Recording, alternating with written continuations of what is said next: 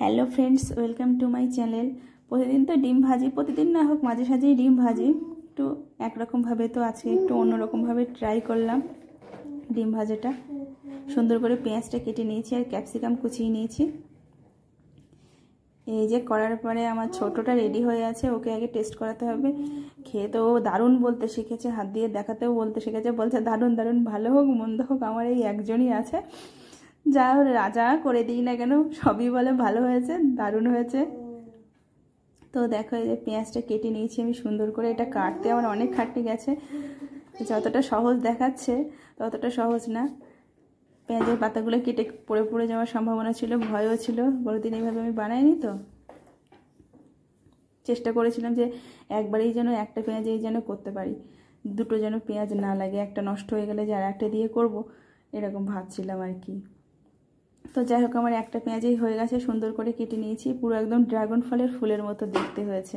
এই দেখো দূর থেকে দেখলে কেউ মনে করবে ফার্স্টে ফুল, তারপরে ভালো করে লক্ষ্য করলে দেখতে পাবে যে না পেঁয়াজ।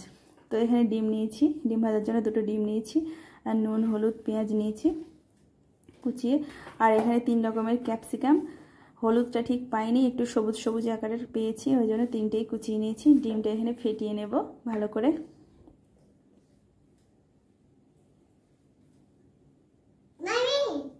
বলো মা, দাঁড়াও। এই যে ডিমটা ফেটিয়ে নিয়েছি, সুন্দর করে ফেটিয়ে নিয়েছি। এবার কড়াইতে তেল দিয়েছি, সর্ষের তেল দিয়ে এটা ব্রাশ দিয়ে ব্রাশ করে নিলে ভালো হতো, কিন্তু আমি হাত দিয়ে ঘুরিয়ে নিলাম আর কি। গরম হয়ে গেছে, এবার সেই ফুল আকারের পেঁয়াজটা দিয়ে দিলাম। আস্তে আস্তে সাবধানে দিচ্ছিলাম যাতে না ভেঙে যায়। এবার ফেটানো ডিমটা দিয়ে দিলাম। এটা যেহেতু উল্টানো যাবে না, দিলে পেঁয়াজটা নষ্ট হয়ে যাবে সুন্দর আকৃতিটা, সেই জন্য আমি উপর থেকে ঢাকনা দিয়ে দেব যাতে ডিমটা বসে সিদ্ধ হয়ে আসে।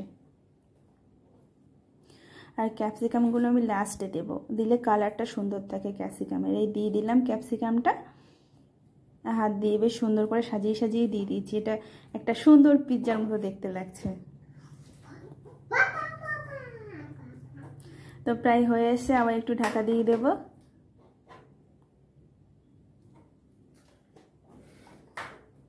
এই সুন্দর জিনিসগুলো বানালে না খেতে ইচ্ছা করে না, এগুলো দেখতেই ভালো লাগে, কাটলে তো নষ্ট হয়ে গেল।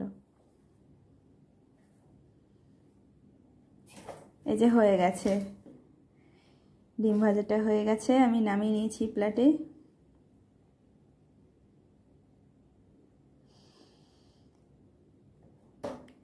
এই যে আমার টেস্টার সামনে চলে এসছে, টেস্ট করার জন্য দাঁড়িয়ে আছে। তো এটা ছুরি দিয়ে পিৎজার মতো করেই কাটবো। ভালো জিনিস হাত দিয়ে ছিঁড়ে ছিঁড়ে খেলে কেমন একটা দেখায়, ওই জন্য কেটে খেলেই সুন্দর দেখায়।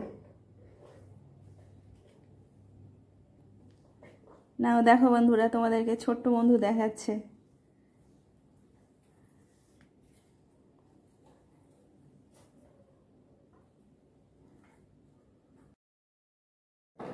এবার ছুরি দিয়ে আমি ফুল ডিমটা কেটে নিলাম। যে সামনে দাঁড়িয়ে আছে আমার সোনুই, ওকে একটু দিলাম।